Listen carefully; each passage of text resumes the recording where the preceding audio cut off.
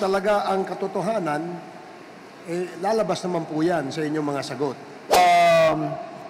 Manifested that statement that you have mentioned a while ago because you have recanted a year ago. Bigan yan, Malacanang yan. Press. Sino yung NBI na personal? From Director Geran, then to Deputy Director John. Ako nga po pala si Jimmy Guban, Intelligence Officer ng Bureau of Customs before. Then I was also designated as the Chief OIC of the CIIS Port of Manila. Ako ngayon ay si PDL Jimmy Guban with prison number 8223 P5046. Masama po pala manghuli ng illegal na droga sa loob ng Bureau of Customs. Sumunod lang po ako sa utos ng pamunuan. Dahil noon po ay katatapos lang natanggalin ang pinuno ng Bureau of Customs. Pinalitan na galing sa PDEA na ang pangalan ay si Commissioner Isidro Lapiña. During that time, Your Honor, operatiba na po ako. Organic po akong operatiba ng Customs Intelligence and Investigation Service. That is 17 years.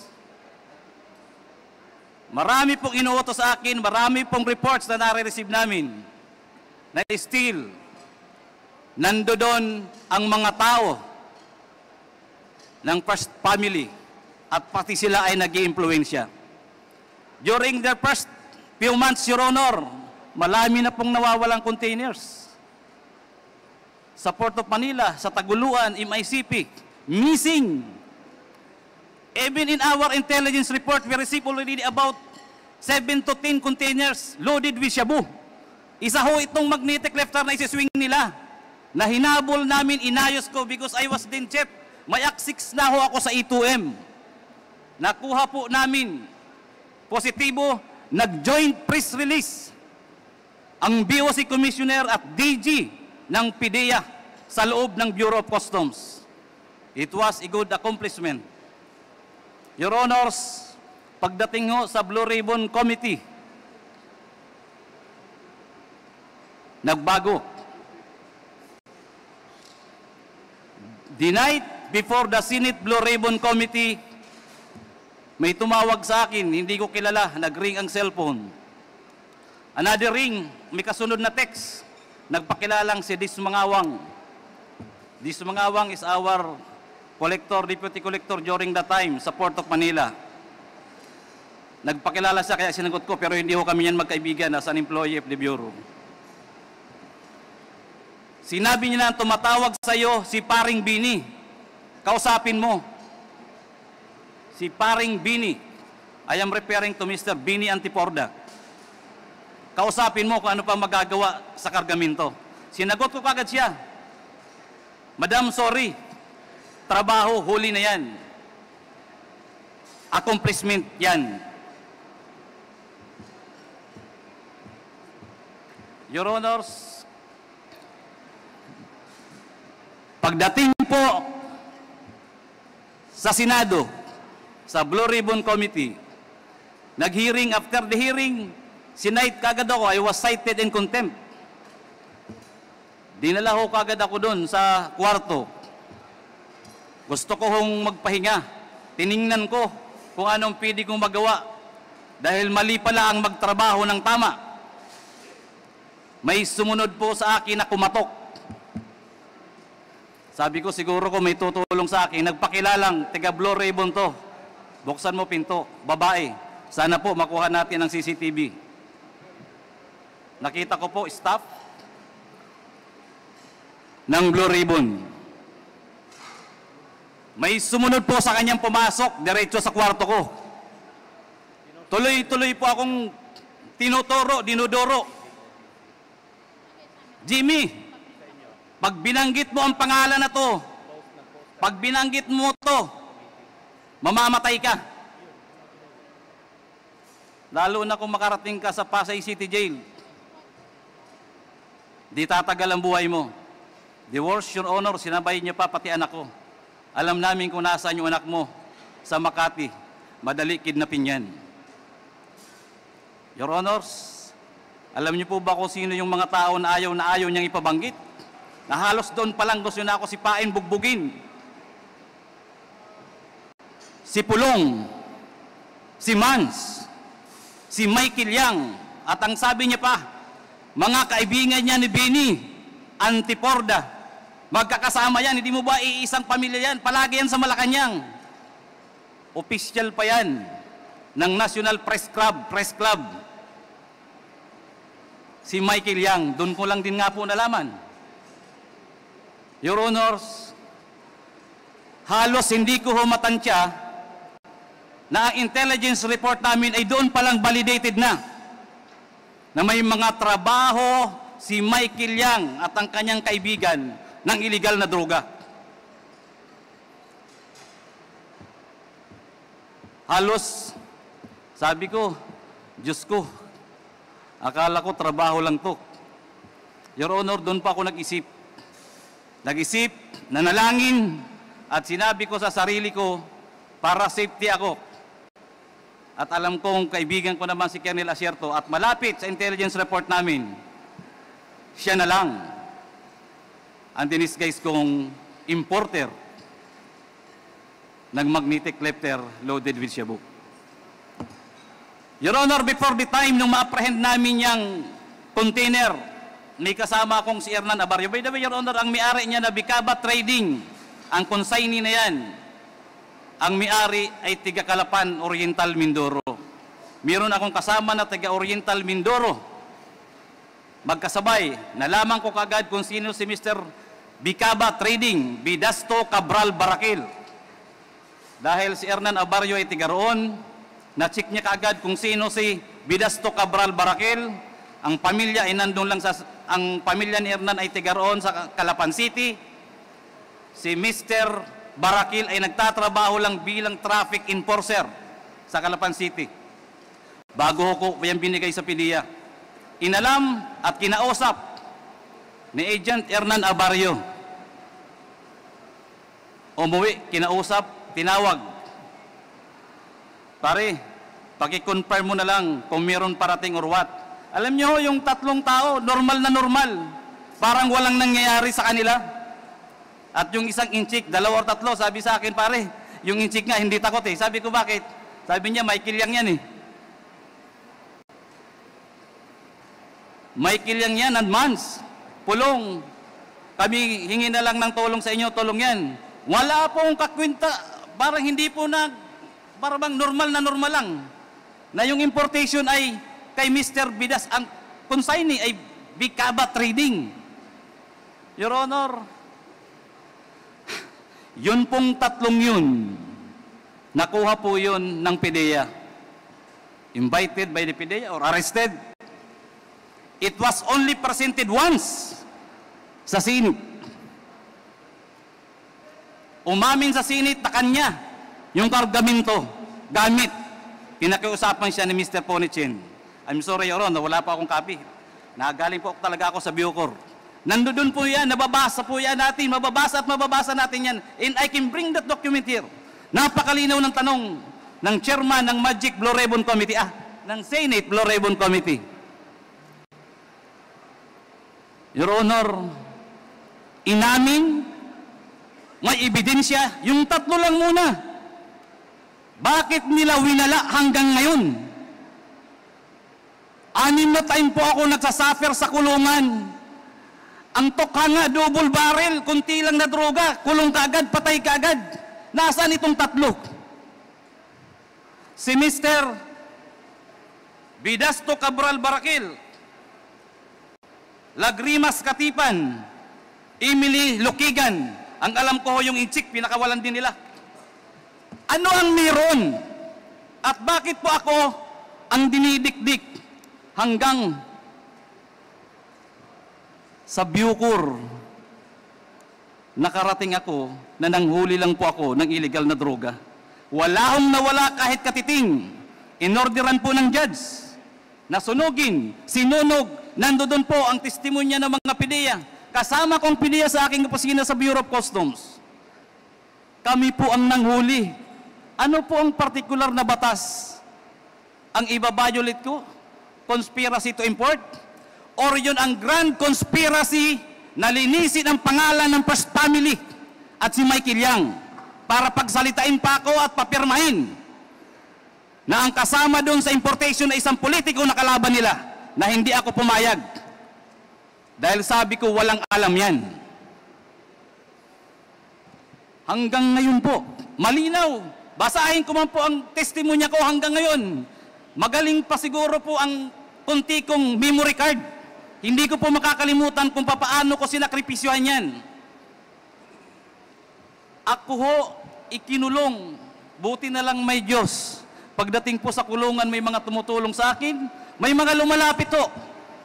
Natistigo kung sino si Michael Yang, paano nasunog ang Bureau of Customs, paano pinatay ang empleyado ng mga taga-customs. Bakit ang daming releases during the time ng mga containers na nawawala hanggang ngayon hindi iniimbestigahan? Napakasakit po mga kalagalang-galang na kongresista at sa iba pong mga resources speaker dito. Andito po ako, I am seeking for truth and justice. Nothing less, nothing more. Thank you, Your Honor. Mayroon pa, pero mamaya naman, baka tumas ko, BP ko.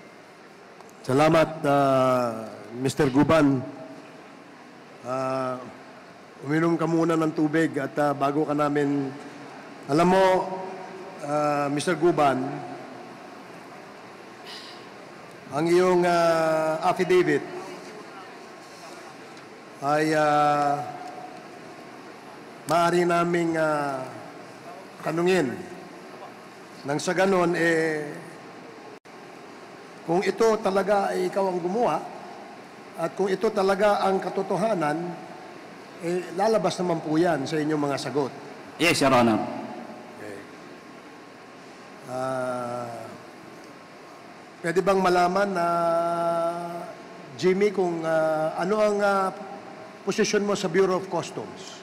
Ako po ay isang Intelligence Officer 1, as yun po yung item ko. But during the time, I was designated as the OIC Chief of the CIS, Customs Intelligence and Investigation Service, Port of Manila. Ilang taon kang operatiba sa intelligence sa Bureau of Customs? I was with the Bureau, Your Honor, for 17 years. Hindi po ako umaalis as intelligence operator, intelligence operative. Pwede bang masabi mo sa committee ito, ano ang rason bakit ka nakakulong? Your Honor, ang ganda ng intensyon ko po dahil sa utos galing sa taas ng bagong administrasyon ng Bureau of Customs, hinuli lang po namin ang magnetic lifter na may lawang shabu. At yun ngayon ang ikinaso sa akin, conspiracy to import ng illegal na droga. At ako po ay dinalhan or nagpresenta sila ng halos 40 o 43 witnesses, kaya 4 na taon po ang proseso namin sa korte.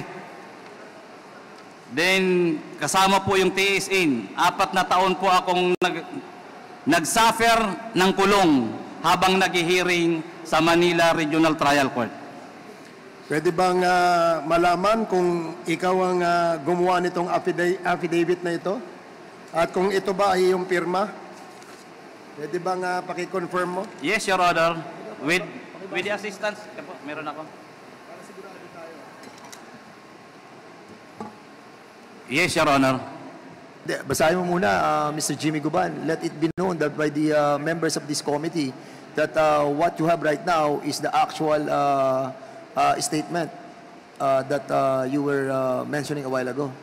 Baka tingnan mo mabuti. Thank you, Mr. Chair.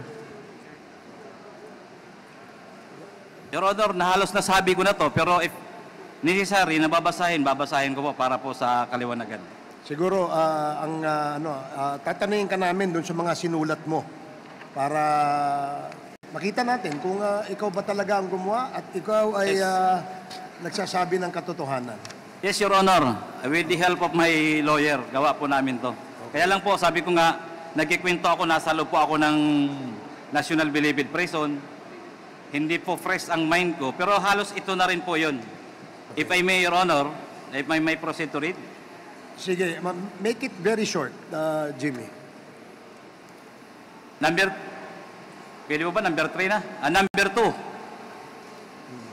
In the early part of 2017, during my meeting with a certain alias Henry, a Chinese national known importing of various goods in Bureau of Customs, he introduced to me Councilor Nelo Abellira, known as Small Boy. In the said meeting, Small told me that he is the business partner and trusted man of Michael Yang, Pulong Duterte, the son of then President Rodrigo Duterte, and Attorney Mans Carpio, the husband of then Davao City Mayor Sara Duterte. In that, as their business partner and trusted man, he was tasked to facilitate the release of shipment from the Bureau of Customs, which according to him were usually pants and clothes, agricultural products such as sugar, rice, and vegetables, among others. Councilor Small Abellira requested me not to be strict with their shipment after the meeting.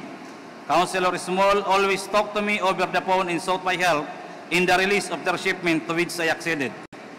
In the meantime, our office received reports from our confidential informants, usually bodegueros and painantes of the shipment facilitated by Councilor Small Abellira, that illegal drugs were mixed up with said shipment.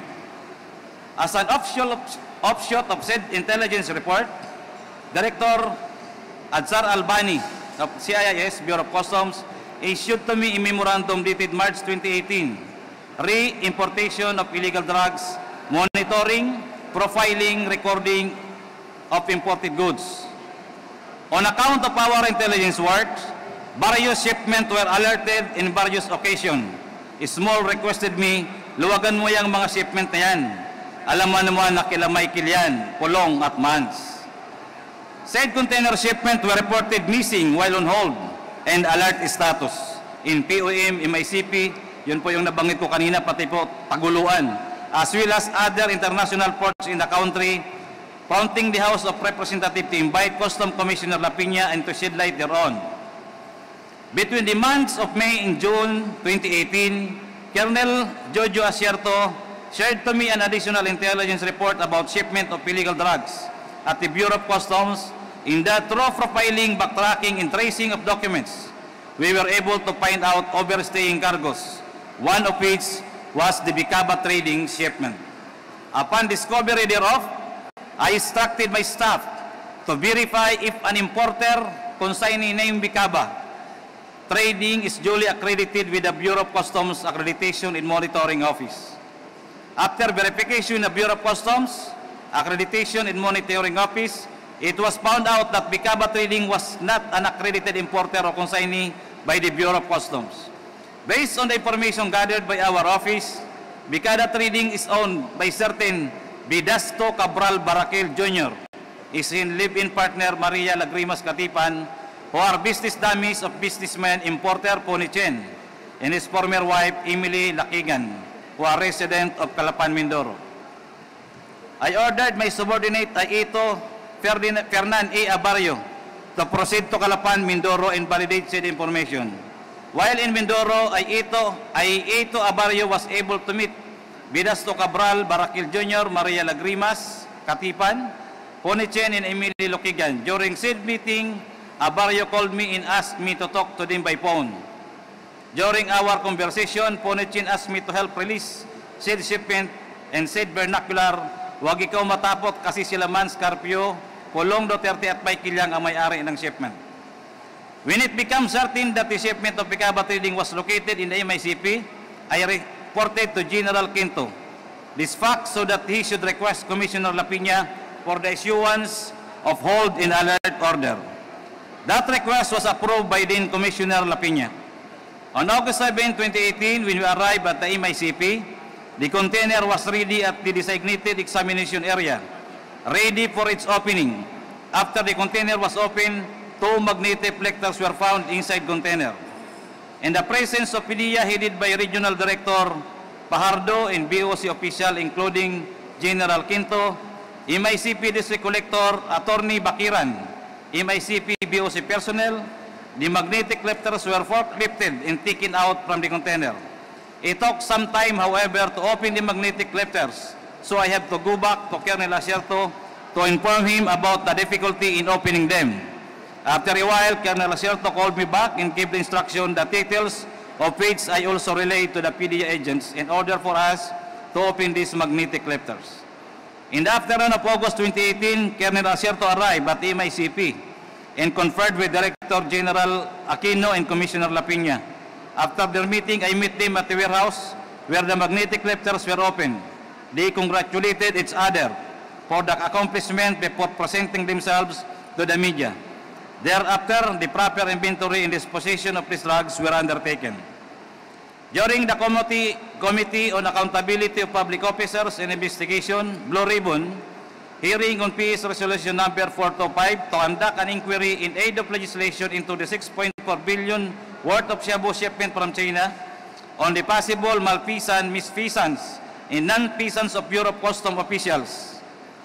Employees, Senator Richard Gordon, PS Resolution Number 843, directing the appropriate Senate Committee to conduct an inquiry in aid of legislation into the alleged shipment of 6.8 billion worth of shabu smuggled into the country and the possible lack of coordination among the Bureau of Customs, the Philippine Drug Enforcement Agency, and the Philippine National Police by Senator Emmanuel D. Pacquiao in PS Resolution Number 849 to conduct an investigation in aid of legislation on how a shabu shipment worth 6.8 billion managed to enter the country through the Manila International Container Port and is slipped through the inspection of Bureau of Customs by Senator Trillanes, Hontiveros, Drilon, Aquino, and De Lima on September 11, 2018, in which I was invited as a resource person. I was cited in contempt, notwithstanding the fact that I thoughtfully answered the questions propounded on me by Senator Gordon, then chairman of Blue Ribbon Committee. While I was detained at the Senate, immediate personnel who introduced himself as Paul Gutierrez, who worked as staff of Bini Antiporda, accompanied by a Blue Ribbon Committee staff, came to my room at the Senate while I was detained and threatened me. Huwag mong banggitin ang mga pangalan nila Pulong, Yang at Mans. Alam namin kung saan nakatira ang pamilya mo. Alam din namin na nasa Makati ang anak mong lalaki. After a couple of days, Senator Gordon talked to me in an executive session and advised me to tell the whole truth during the hearing. Otherwise, I will continue to languish in the Senate for a long time. Acceding to his advice, I told him all that I know about the illegal drugs being imported to the country through the Bureau of Customs. However, due to the threats of Paul Gutierrez, I never confided to him that Mans Carpio are involved in illegal drugs importation at various ports of the Bureau of Customs, more particularly the illegal drugs found in SIS at MICP. The night before the Senate hearing, my cell phone rang for 3 times but I intentionally failed to answer said calls. After several calls, which I again did not pick up, I received a text message introducing herself as Miss Mangawang of the Bureau of Customs. When my cell phone rang again, I answered the call and the one who called was Miss Mangawang and she asked about the Bicaba trading shipment. She asked me anong magagawa dyan sa shipment na yan. Kinaparing Bini Antiporda yan. I replied her, wala na akong magagawa, huli na yan. For fear that my son and other members of my family will be killed, including myself, I testified during the hearing on October 30, 2018, and instead of naming Pulong Duterte, Mans Carpio and Michael Yang as the owners of the shipment, based on the intelligence reports we gathered, I pointed to Colonel Acerto as the one who has knowledge that the shipment consigned to Bicaba trading contains illegal drugs. I recanted my said statement against Acerto through my judicial affidavit, which I executed and submitted during the criminal case number R-MNL-19-03-472CR for violation of Article 2, Section 4 in relation to 28 and 31 of Republic Act number 9165, of which I was convicted and adjudged guilty as charged and was sentenced to suffer the penalty of life imprisonment and to pay a fine of 500,000 pesos. After promulgation of the decision in the aforesaid case, I filed a notice of appeal with the Court of Appeals which is docketed as CA-GR CRHC-19146. That's all, Your Honor. Okay, salamat Jimmy. Congressman Fernandez. Yeah, Mr. Chairman, ano lang briefly, medyo mabigat yung mga tinuran mo, Jimmy Guban, no? I just wanted to make it clear, no? Meron lang akong liliwanagin, kapraso lang to. Kasi nabanggit mo yung nagkaroon ka ng recantation. Kumbaga, binawi mo yung mga sinabi mo na sa Senado couple of years ago that si Asierto ang nag-import ng mga shipment doon sa custom. Apo, yes, At yun ay binabawi mo. Ang tanong ko sa iyo, kailan mo siya binawi? During my testimony at the court, at the Regional Trial Court of Manila. When was this? Your Honor, I think that was only last year. I think What month? October. I was brought in Bureau of Correction by November. Okay. October, I think. October Before, 2023. Your Honor, yung part na po yan, hindi ko pa po nababasa. Yun lang po yung months na yan, pababa. Kasi, Mr. Chairman, I want to make it clear that yung recantation niya nangyari noong 2023. And Yes, Your Honor. the reason why you recanted is why? Because I want to tell truth already, Your Honor, at the RTC, that Colonel Asierto is not really the importer of the seed shabu. and not because that you have watched that we have created a Quadcom committee, that's the reason you recanted. No, Your Honor, I was in jail during that time. Kasi I don't want to make it seem that because of this Quad committee that we created, nagkaroon po siya ng recantation.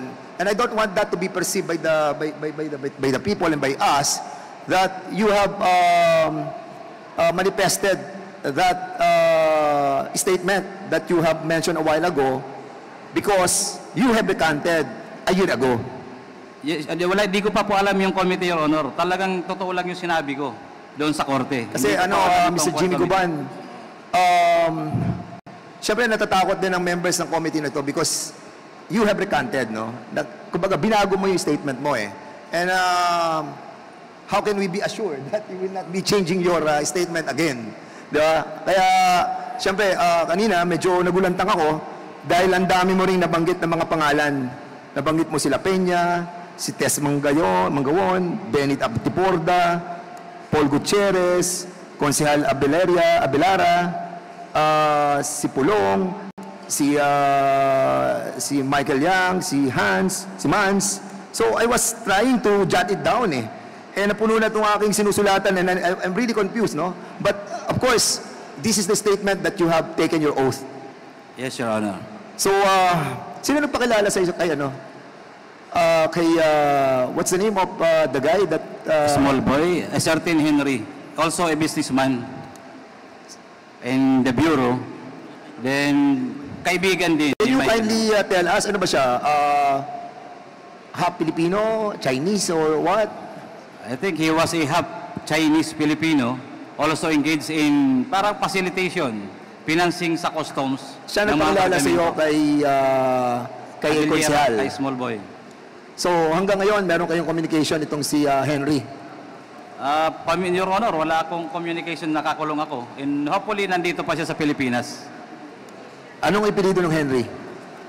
Your Honor, yun hang, ano ko yun, pag once ma-refresh ako, makukuha ko po yun. Kanina nung sinasabi mo rin yung, narinig ko yung pangalan ni Paul Gutierrez. Yes, Your Honor. Nung binabanggit mo na pumasok siya doon sa custody center ng Senado. Apo. So, sino kasama niya doon? Yung babaeng empleyada ng Blue Ribbon Committee, nakita ko rin yung ID niya, Senate. Then nagpakilala siya as staff ng Blue Ribbon. Kaya nga binuksan ko yung pinto. Then pagpasok niya, pumasok din si Paul Gutierrez.